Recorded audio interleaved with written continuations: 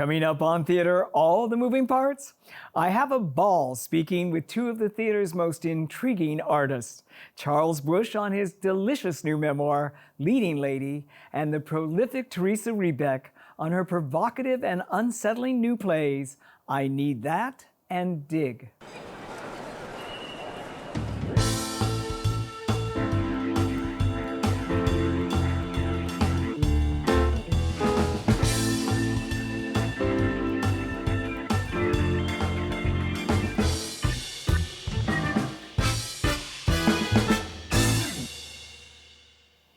Hello, I'm Patrick Pacheco. Welcome to Theater, All the Moving Parts, and conversations with two of theater's most intriguing artists. First, playwright Charles Busch takes us on a roller coaster ride through his life and career as recounted in his new memoir, Leading Lady. Then I'm joined by Teresa Rebeck, who continues to provoke and stimulate audiences with two new entries to her prolific writing career, the off-Broadway play Dig, and the Broadway comedy drama, I Need That, starring Danny DeVito. Welcome back, Charles, to Theater, All the Moving Parts. And congratulations on a delightful, delicious, funny, and very honest memoir. What was it like at the very beginning? Did you feel that you cracked it at the start? No, I didn't know what the hell I was doing, frankly. I just knew I thought I had a good story to tell. And so the first thing was, because it was about 14 years ago, I got this new contraption.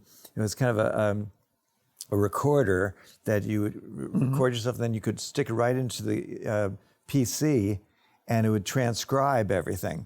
So I had my dear friend and muse, Julie Halston, come over, and I thought I'd interview the two of us about our experiences, doing theater in limbo in the 80s. I thought we were great. Then when I put it into transcribe it between her Comac, Long Island, talking like this, and my rather high-flown sort of, locutions, it all came out gibberish. It looked like it was in the Bulgarian. So then I thought, I guess I just have to write it.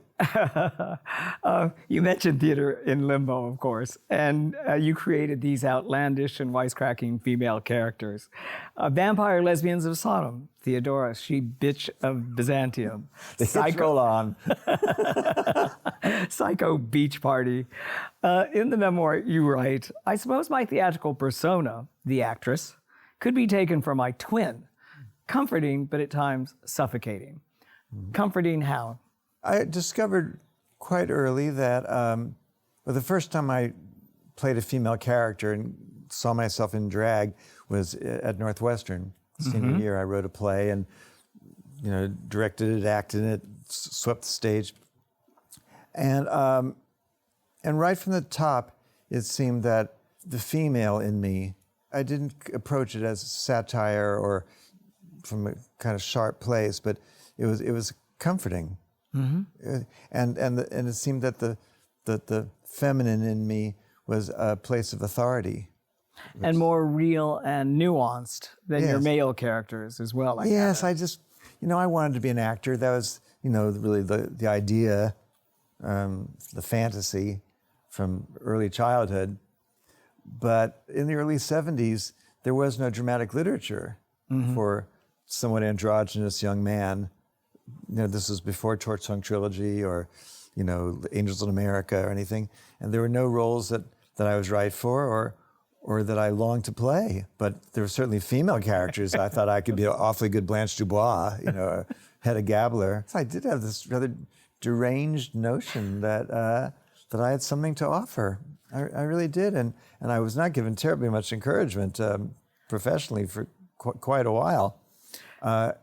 No, I just felt, honestly, that if I just kept at it, just kept at it, and if I kept growing and learning and getting better, that it just kind of had to work out. You also write that you can't easily separate the lady from the gentleman. Was that always true? Is that still true? It's still true. When I look back at old interviews that I gave in the 80s and particularly 90s and maybe a little bit beyond, I'm just mortified because we all, my generation of I don't know what you want to call us, drag performer or something. We just had to, make it very clear that if we're putting on a dress, it's a professional thing. It has nothing to do with who we really are at all, and all that. And and it was so disingenuous. If I choose to have my creative life filtered through a female persona for 40 years, it comes from someplace very profound within me that I don't necessarily understand or have to understand, but I certainly can respect it and not deny it. You mentioned that one of the saving graces in terms of taking these risks was that you were never straitjacketed by the thought, what would people think? Why not? What was it in your upbringing that saved you from that? I was brought up by a very extraordinary person, my Aunt Lillian. And my mother died when I was 7, and my father, I hope he comes off okay in the book, because my father basically never grew older than 17 years old. We're talking about Ben Bush. Ben Bush, and my father wanted to be an opera singer, but he ended up having a record store in Yonkers and continued to do community theater and summer stock. But he was just a lot of fun, and completely unjudgmental, uncritical, affectionate, fun, maybe not terribly bright. My father was rather irresponsible, and so my mother's older sisters stepped in, and particularly my Aunt Lillian, who was just this very extraordinary, brilliant woman, and had such an incredible capacity for love. And I'd like to get back to her a little later in our conversation. Yeah. But first I wanted to ask you about Charles Ludlam, of course, and the Ridiculous Theater, Yes. which was he was an early mentor and an enormous influence with plays like Eunuchs of the Forbidden City. And but then later, Camille, which was a great success of his. What he combined, which you combined so beautifully, is that, yes, there is this parody. It's Camille with a hairy chest. Yeah. And yet people were moved in the audience by his Camille. Yes, and you forgot. It was rather extraordinary with Ludlam that he, did not have, delicate feminine features. He was a man's face, and he went with it. And indeed, when he was wearing the big ball gown, there'd be a hairy chest. And yet, I swear that by the time that evening was over, you just felt that this was this beautiful woman that he was playing, because the character was just so delightful and such great company and touching. What was your relationship with Charles like? Well, I tell you, it's a bit confusing, because he was really very nice to me. And, when we did Vampire Lesbians of Sodom a number of years later, he and Everett, his partner, Everett Quinton, they came to the show and were very nice afterwards. But then when I read a biography of Ludlam, it said that, he was furious that I'd co-opted his style and all that. And I was certainly very influenced by him. But your style was unique. And what emerged from the Ludlam chapter, it seemed to me, was the style that you describe as naturalism as taught by the drama coaches of MGM circa 1939. And that's true. A good example is Irish O'Flanagan in Times Square, Angel, right? Which I think you modeled after Barbara Stanwyck. Yeah. What contemporary edge did you bring to these things that were obviously influenced and inspired by 30s, 40s melodrama? I absorbed the acting style and the mannerisms of all these actresses, the great pantheon of actresses of the golden age of Hollywood. And I guess my rather peculiar acting style is that within one character, I will evoke different actresses. If when we did The Lady in Question, and it was a 1940s anti-Nazi war melodrama, I was Norma Shear, a bit of Norma Shear at times, a bit of Betty Davis, a little bit of this one, that one. Is there no room in your life for love? I'm not too keen on love, never having known it. Besides, my spiritual advisor, the Swami, has made me realize that I can't love others until I love myself first. I must be number one, and I can't make others happy until I have made myself happy first and foremost. It may take years. I like to think that when it's over, the audience just feels that they've seen one character, but who might occasionally think, oh yes, that's a moment that Betty Davis might have played, or Joan Crawford, or Rosalind Russell. How are you able to grab the audience in terms of whatever sentiment of the show that you wanted to convey? Well, I guess I have a gift of pathos.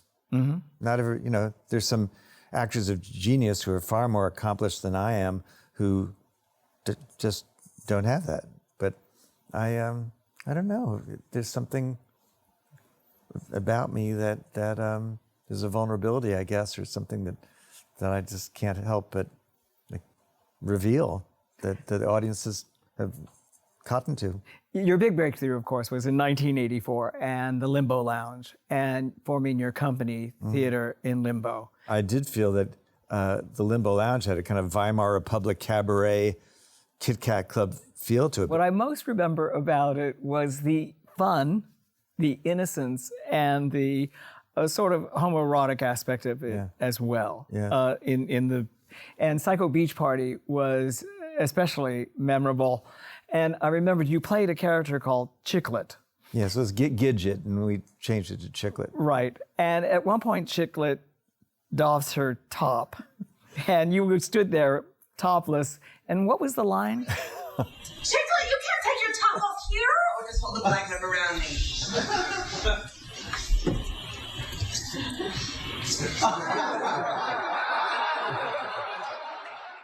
Well, because she's at the beach with her two girlfriends, and she suddenly realizes, oh, I forgot to put have my top on. She has to get into her bathing suit, so I took off my smock and so revealed my boy chest. So I had the character say, oh, I'm hopeless. I'm built just like a boy. When will I ever fill out? And it was a big laugh. And it was really one of the only times I ever got a laugh that was predicated on my maleness. One of the things, of course, about Theater in Limbo and your company is that you came from that tradition of actor-managers, Sarah Bernhardt, Catherine Cornell, where you brought together a company of actors, a repertory company for 7 of actors. years. Two of them sort of exemplified the ethos of the company, and that was Julie Halston and Andy Halliday. What made them sort of like the avatars of your company? Oh, gosh. Well, Andy was my longest standing friend. We met at theater camp when we were 14. And Andy's such a kind of an original, the way he looks and this kind of whimsicality to him. And Julie too, with her, she was a mixture of kind of great lady and this Comac, Long Island gal. I ask the King of Kings in all humility, do I have the courage and fortitude to lead St. Veronica's into the modern world? That's crazy talk. Reverend Mother, never forget, you're a heavyweight. You've gone to the mat many times for the Lord, and you've always scored a knockout. My dear Acacius. That just sort of happened that every member of our company was such a big personality and so unique and eccentric and interesting that it was like having, that I was at MGM and had my stock company of players, and it was easy. It was really easy to write roles for them all because they all had a persona. The party that you created so beautifully was under the pall of the AIDS epidemic, the HIV/AIDS epidemic. You always sort of said, my choices were more aesthetic, not political, in terms of the persona that you created. Well, certainly those plays, really did not have any kind of political agenda. It was the best of times and the worst of times, and. How did you feel creating at that time? When we did Theater in Limbo, suddenly this kind of miracle, Brigadoon, this miracle happened that people wanted to see us, and they once I actually looked like the character I was playing and not just sort of playing 36 characters. Right. I don't know, people seemed to get into it, and I do think that we were probably a little bit of a bit of color and escape for the gay community when they were faced with such horror.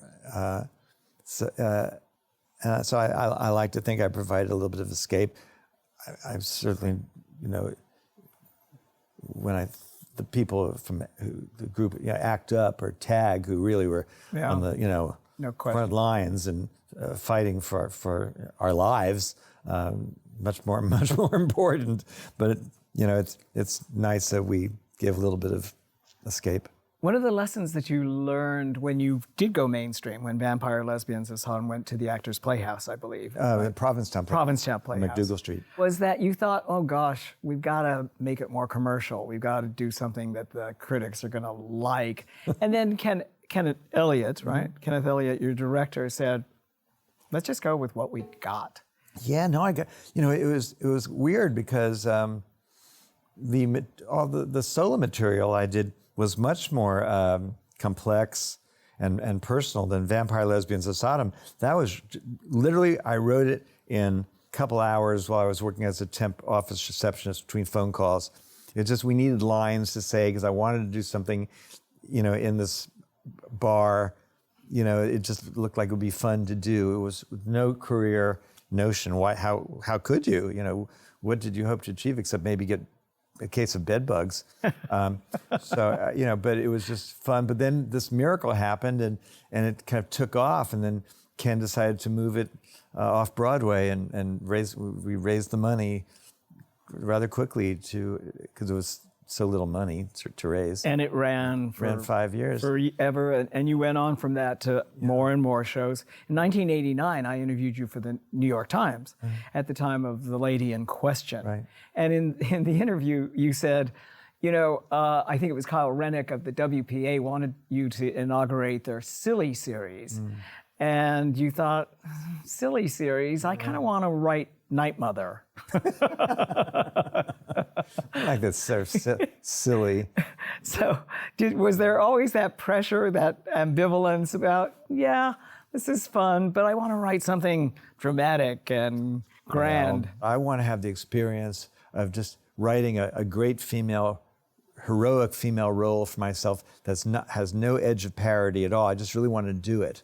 So I wrote this play, Queen Amarantha, and it was kind of like, she was sort of like Queen Christina of Sweden, where she was frustrated with the female role, so she dressed as a man, but it was a fictional kingdom, and it allowed me to sort of be kind of Vanessa Redgrave, basically. And it was just completely humorless, but and nobody liked it. And so since then, the plays that I've done, we can have an element that's, where we're paying homage to a movie genre. Like this last play I did, The Confession of Lily Dare, which was mother love melodramas of the early 30s, where, yes, I'm enjoying the, some of the outrageousness of those movies, but can still go for the heart. Men have sailed on the globe, and such a treasure, and such a pleasure.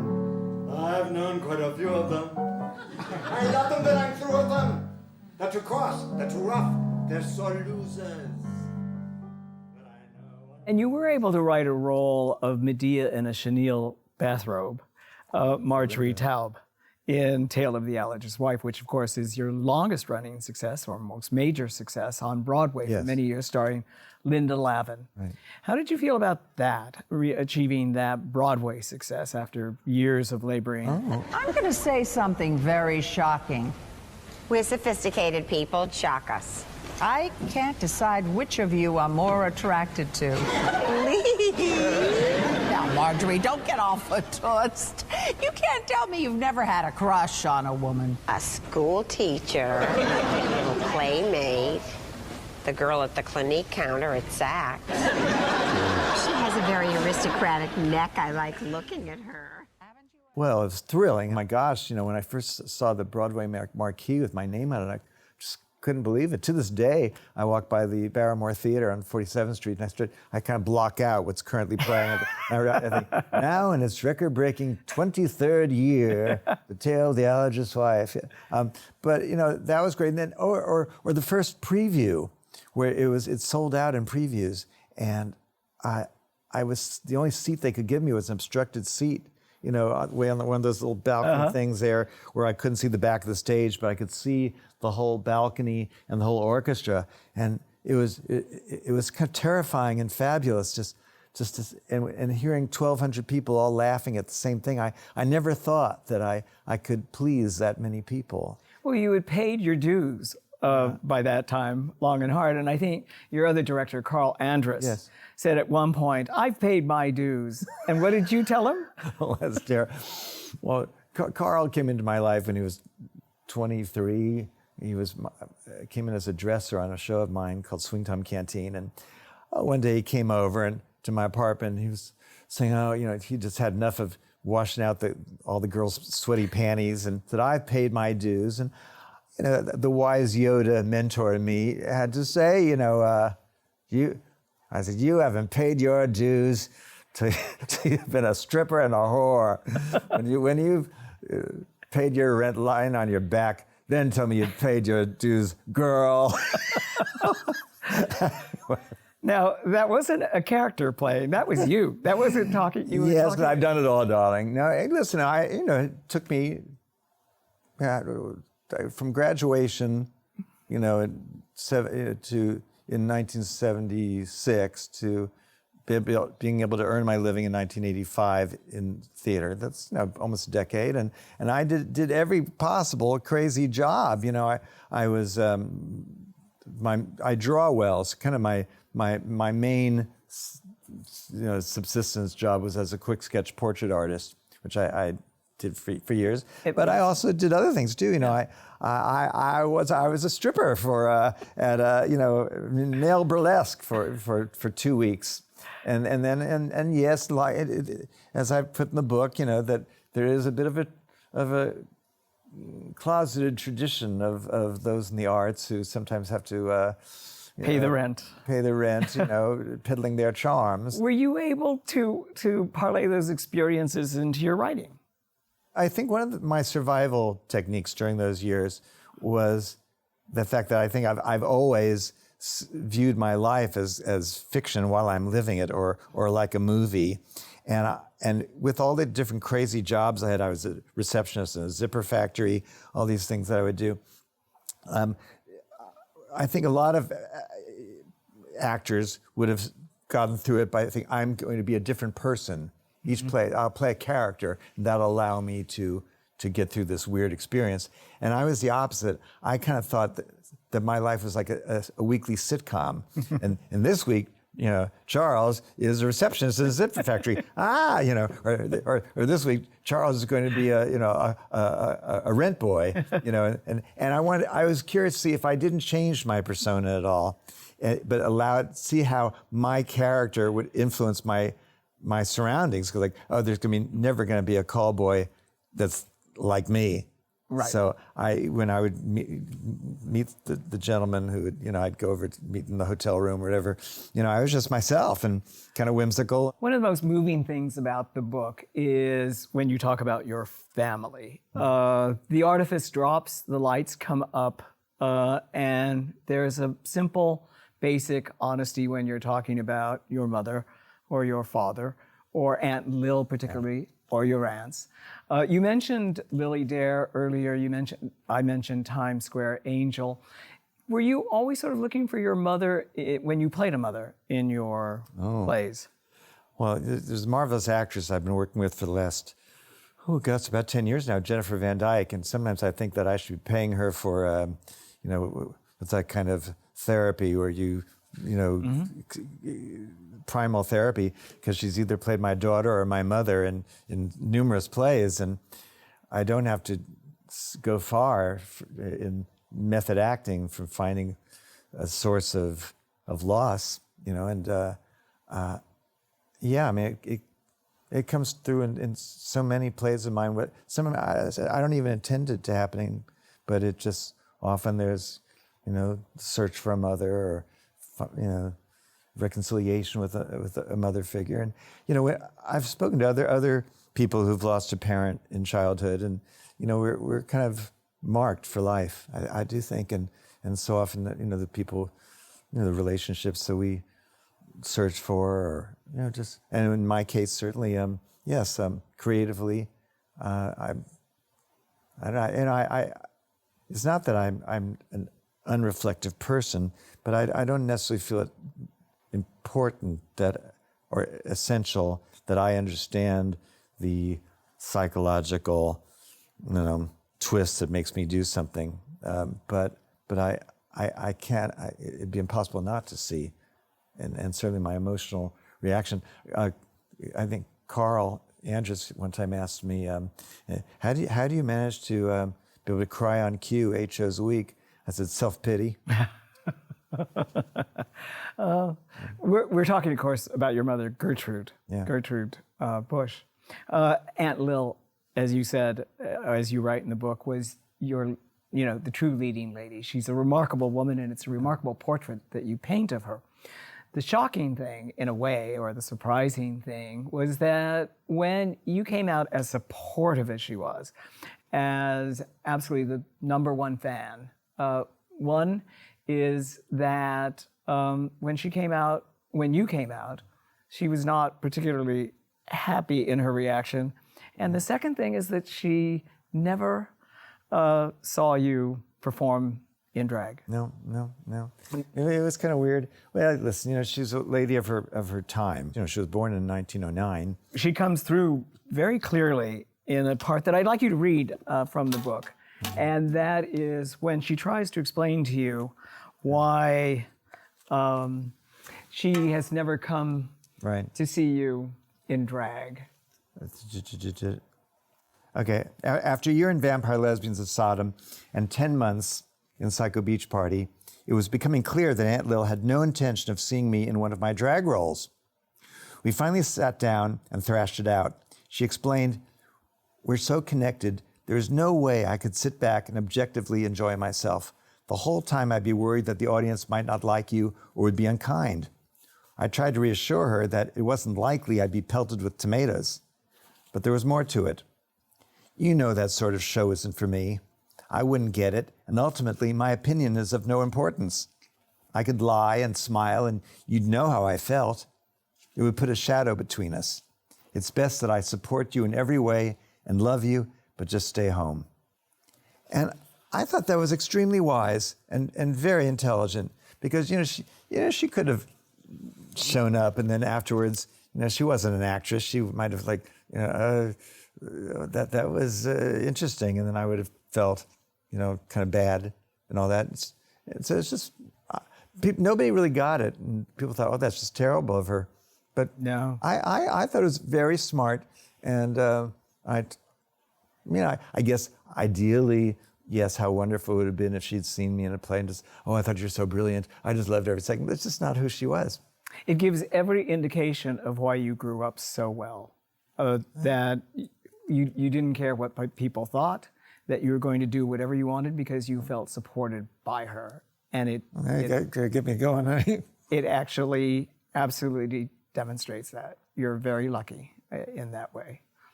Your motto you take from Sarah Bernhardt, and that is Quan Mem, which is in spite of everything, loosely translated, in spite of everything.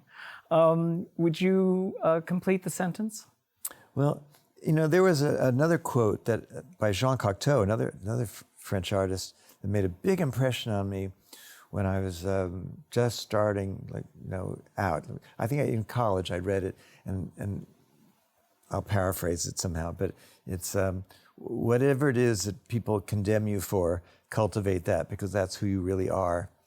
And so the androgynous quality in me, my love for actresses, the theater and silver screen, all these things that would seem like no help at all in wanting to have a career on the stage. That's what I focused on, and that was my calling card. Well, thank God for that, and congratulations on Leading Lady. Buy it; it's great. And the audiobook, it just came out too. There you go. And I can recorded. I can just imagine how well that's going to sound, and in how many voices as well. Thank you so much. And as Stephen Sondheim says in Sunday in the Park with George, give us more to see. Oh, thank you. We're taking a short break. When we return, I talk with the acclaimed playwright Teresa Rebeck about the lost souls and their hopes for redemption in her new plays, Dig and I Need That. Welcome back. I am now with Teresa Rebeck, who is the most produced female playwright on Broadway in our time, to talk about her new plays, Dig and I Need That. Welcome, Teresa. And I should say, welcome back. Nearly 5 years ago, you were the very first interviewee on Theater All the Moving Parts. So, like it or not, you are our patron saint. Do you have a medal? I should. You deserve one. And you deserve medals for both Dig and I Need That. They are provocative and exciting new additions to this season. I know that you said in our initial interview that you write plays to explore ideas, to pose questions, and not necessarily come up with solutions. What is it that you wanted to explore in I Need That? You know, I was thinking about capitalism and stuff. Well, you can't just throw out everything. His teeth is somewhere in this room. Well, I didn't know she was coming today. I just got up, honey. I'm nude. Oh, you stay in here with your head in the sand. I'm an American. It's my right. And you have to figure out what you want to keep and what you can let go. I'm a person who has always way too much clutter. Like, I have too many bags and too many shoes. I mean, I'm not like Imelda Marcos or anything, but and my desk is always kind of cluttered. And my husband, meanwhile, like his environments are pristine. And so I started thinking about what my relationship to the things are as opposed to him. So that was already in my head. And also, my parents are getting older, and my brothers and sisters and I have been moving through the process of how to help them help them do something that nobody wants to do, which is give up freedom, give up things that as your life starts to shrink, it's terrifying to someone who's going through that. I was talking to Moritz about it, Moritz von Stulpnagel, who is the director I work with quite a bit. And he said, do you want to talk to Danny DeVito? Because he knew Danny and Lucy were looking for a play to do together, and that this idea that I had might suit them. And so we got on the phone. So they were very involved in the process from the jump. And that was an exciting way to build the play for all of us, because then it gave me the opportunity to really hear their voices. And I have not written the parts like strictly on them, but they're they're not similar to their characters really in many ways. But we should say that actually Danny DeVito plays Sam, who is a recluse, who lives in a very, very, very cluttered house, and who is grieving his late wife in many respects, which is very intrinsic to the play. Lucy, Danny DeVito's daughter, plays his daughter in the play, Amelia. And there's also a third character, Foster, played by Ray Anthony Thomas as well. Yes. You take pains to say that Danny, even though he lives in a great deal of clutter, is not a hoarder. When I started really having initial thoughts about this play, I actually watched the television show called Hoarders, and it scared the bejesus out of me. It was those people there's some kind of damage going on, and it was really sort of appalling, and I thought, this is not anything that you could really write a play about. You want to invite people into whatever the neuroses or pathology is. You don't want to scare them off. And also I think there are lots of people who are fall on this side of the line. That's what I actually think. If this is the hoarder line, there are plenty of people who fall right here. And I've known some of them too in my life, but not without crossing into really terrifying places. As I mentioned that Sam is in the process of grieving his late wife, what is the role of objects in coming to terms or not coming to terms with the death of his wife?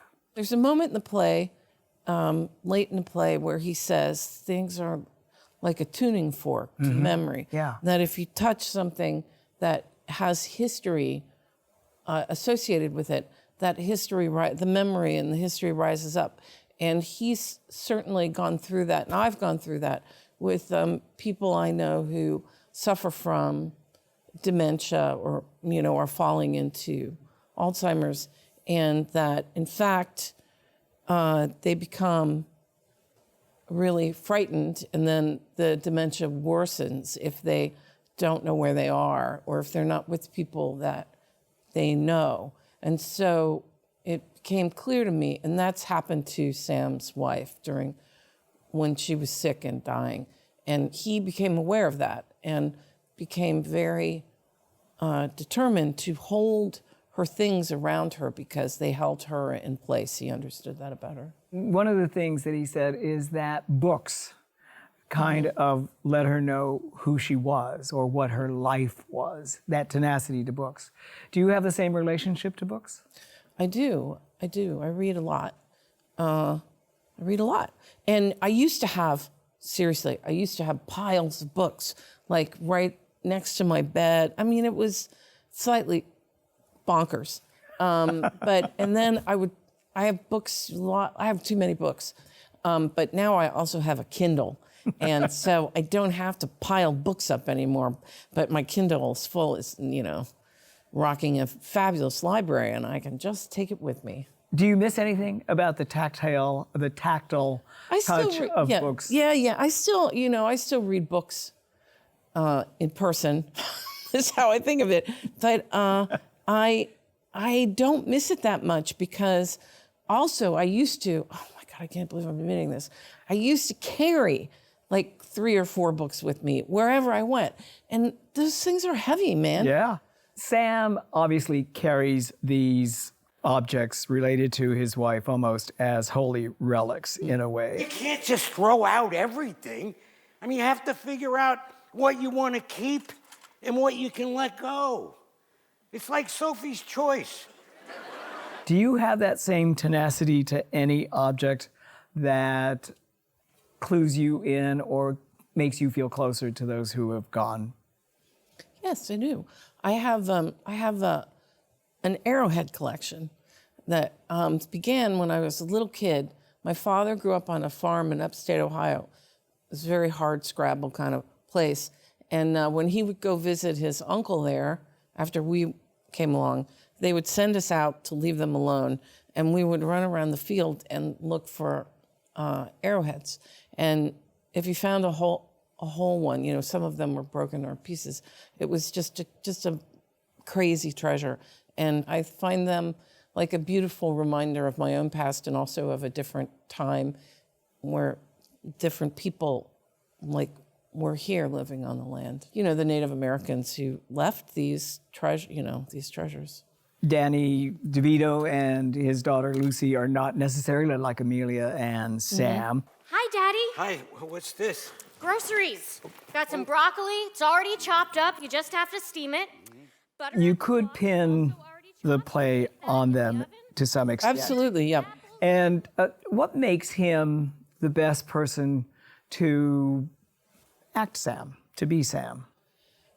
I think it's an enormous privilege even to be thinking about working with Danny DeVito. He's certainly one of maybe the great American comic actor of my time.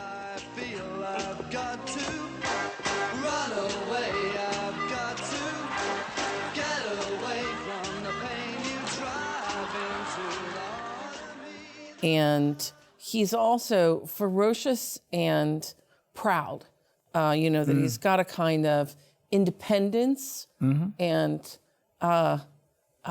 there's a never give up aspect to him. It was fascinating to watch Danny constantly. I mean, just constantly work. He's very juicy as Sam is and curious and passionate and never stops, never stops moving. One of my favorite comedies of yours that was on Broadway was Seminar with Alan Rickman. It's a little like a whore. The character of Stephanie? No, not the character, you. See, the way you talk about writing is kind of stupid. Plus, the way you write is so unimaginative, and the way you attack problems that you set yourself. It's skillful, but whorish. It's like the way you play your name off, your connections. You're a name dropper, you're a whore, and that's there in the writing. It's perfect in a whorish way. Was Alan Rickman a good comic actor? Brilliant, yeah, brilliant. In a kind of different way. He was just, wow, it was very different. I loved working with him. He's very precise, and accurate. He had a kind of cerebral brilliance that when he would do something to finally release the laugh, you would just watch it. It would just sail out with a kind of elegance, and you'd think, okay, top that, anybody. Also, there was a sort of great combination of love and impatience that flavored that performance in a great way. And Danny DeVito has that impatience as well. Yeah, he doesn't. And love, but it's different. It's very feisty. It's real. It's like scrappy. And in that way, he's very much like Sam. Yeah, you started the conversation talking about stuff. The late George Carlin did a brilliant comedy rap on stuff. Have you ever? No. Oh, I would only recommend it yeah. to you. It's an indictment of capitalism and sufficiency, which your play deals with. Well, that's the whole meaning of life, isn't it? Trying to find a place for your stuff. That's all your house is. Your house is just a place for your stuff. If you didn't have so much goddamn stuff, you wouldn't need a house. You could just walk around all the time. That's all your house is. It's a pile of stuff with a cover on it. Did you feel that your play is an indictment of capitalism in any way? Well, certainly. I mean, and sometimes I've been thinking a lot about this because I came right over from Dig to working on I Need That. And in Dig, there is a yearning for a sacred universe. I mean, you feel a great loss in those characters, and there's a hope that there's a God out there or a saint out there who might imbue something, give you understanding of and I yearn for that myself. And in I Need That, it's much more contemporary world where people don't negotiate that and so he is drowning in stuff. And Amelia is aware of how all that stuff can cripple a life. This is a disaster. I mean, this is collapse. The weight of the universe, no, not the universe, no, a black hole sucking itself and everything around it, just gravity pulling everything into, you know what this is? This is not Sophie's Choice, this is Carrie. The end of Carrie, where the house is so full of terrible things that it just sucks itself into the earth. It's a world that's very hungry for human connection, is really what that comes down to. Danny DeVito as Sam says a lot of times, I'm an American. Yes. This is my house, I'm an American. What does it mean to you to be an American? How do you define your Americanness? Thank you for asking that question. I believe, he says at one point, I have him say in the theater, I'm a solid citizen. And I feel like that I'm a solid citizen. I raised 2 kids. I support my community. I believe in education. I give back. I pay my taxes. I sort of want to be a solid citizen and yet be able to push in discussion and writing and aspects of culture, push the thinking of my fellow Americans to a wider, more inclusive place. I worry about where we've gone, how much violence and irrationality is being accepted, and I would like to be a force that stands up to that. And when people call you an American playwright, what do you think they're referring to in your work? I don't know. I think there's a kind of directness to my language that, and an emotional rawness that is not, that it does, is, I think those things are generally understood to be American traits, that we're not afraid of speaking our minds, of fighting for the truth, you know what I mean? I've done some theater in London, and I know theater artists in London, and that's generally the difference that shows up when British artists and American artists work with each other, that they're sort of intrigued by the warmth and the directness. But I think that Americans are often intrigued by the cool, cerebral sophistication of our British compatriots. Sam at one says, "I'm not a lost soul." Is he whistling past the graveyard? The play ultimately says, no, he's not. He's lonely. He's stuck, but he's still got life in him, and he's not tipped into that line that I sort of described here. He's not tipped over that line. And he does, the play is very careful to remind us all that the kitchen is spotless, Yes. the bathroom is spotless, he takes care of himself. And I think that people who have really lost the ability to take care of themselves are the people I worry about. But this guy hasn't done that. That's true, potentially, of a lot of your characters from your plays. That a lot of them are lost souls. I think in Dig, you could say that very much about the daughter. Megan. Obviously, there are, father-daughter relationships both in I Need That and also in Dig. It's the father-daughter relationship between the best friend of the protagonist, who owns a plant shop, and Megan is a troubled young woman. A lot of your work deals with people that are marginal, if not lost souls. Do you find you're attracted to writing these characters because you yourself sometimes feels like a lost soul? Yes, probably.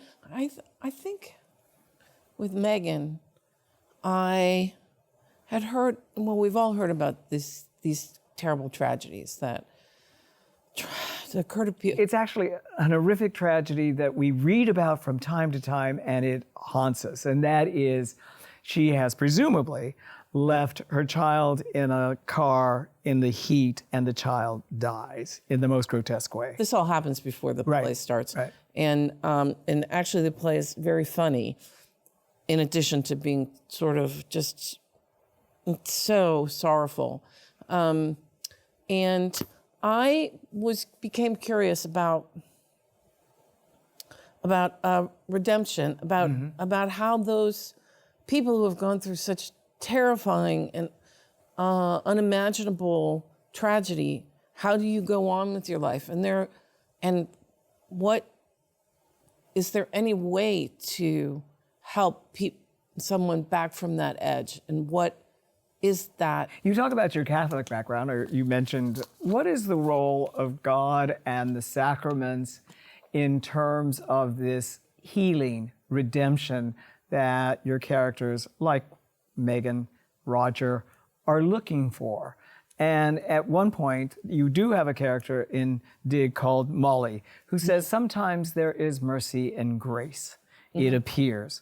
What is the role in your life of God and the sacraments to that link to mercy and grace, if at all? I'm one of those people who is really enraged at the way the Catholic Church behaves. I like the Pope, but when you're raised in that kind of environment, you never fully leave it behind. I've read the Bible backwards and forwards and backwards and forwards, and so I have a lot of information. And what I find myself, I yearn for those moments of grace. And I believe in a wider universe. And I believe in human connection. I'm not a nihilist. So there's a kind of yearning for spirituality that I think I share with like Tennessee Williams, that yearning for a spiritual reality that can fill you at times. And I think that the theater is a good place to express that yearning. I think when a lot of people go to the theater, I'm somebody who doesn't believe the theater is dead, by the way, but when people go to the theater, there is a sense of community. And sometimes, like in my most comedic comedies, you can feel the whole place kind of rise up and get sparkly. You know, when we did the understudy, I would go to watch it happen because by the end, it was just, there was like something in the air. It was so joyful.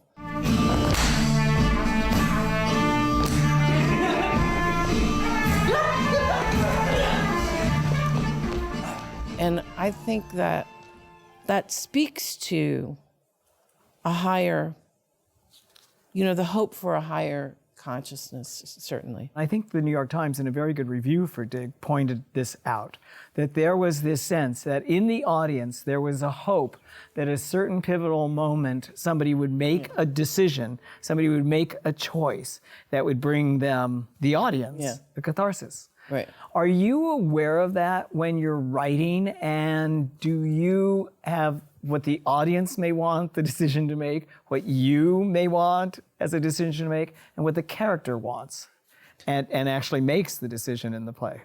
I think that that moment that the critic is referring to, I understand that.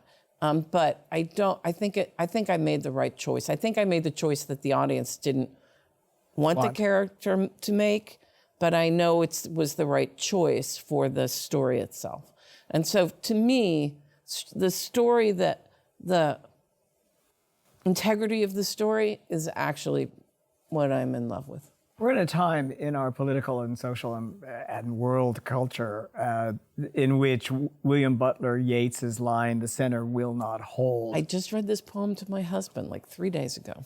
And how does that apply to what we've been talking about, which is the search for redemption in the plays that you write in Dig, in I Need That, and the fact that you're searching for hope at a time like this? How do these plays land now in 2023, in the latter part of the year? They're landing powerfully with audiences. I think I do understand why so much of our storytelling up until this moment, and who knows what will happen, everybody's been on strike, I think it's been pretty nihilistic, you know, and dark. And that's just honestly not my nature. It's not my nature. And so I don't go to those. Like if I'm gonna write a tragedy, at the very end, there's gonna be the possibility of redemption. I wouldn't do anything else. You know, I'm just uninterested in shutting things down like that. So I think audiences are grateful for the chance to hope, you know? As dark as it is. Yeah, because we're all still living our lives, you know? Like you would never desert your parent, you know, who's having a hard time. You would, you know, in that the personal stories are relatable because we are still living personal lives. Thank you so much for being our inaugural guest, and thank you so much for being our patron saint. Well, thank you. Thank you for being here. Now I got to go find a medal for myself. St. Teresa. Thank you so much. And thank you for joining us. We look forward to bringing you more fascinating conversations with artists and professionals who live and work only to astonish us. I'm Patrick Pacheco.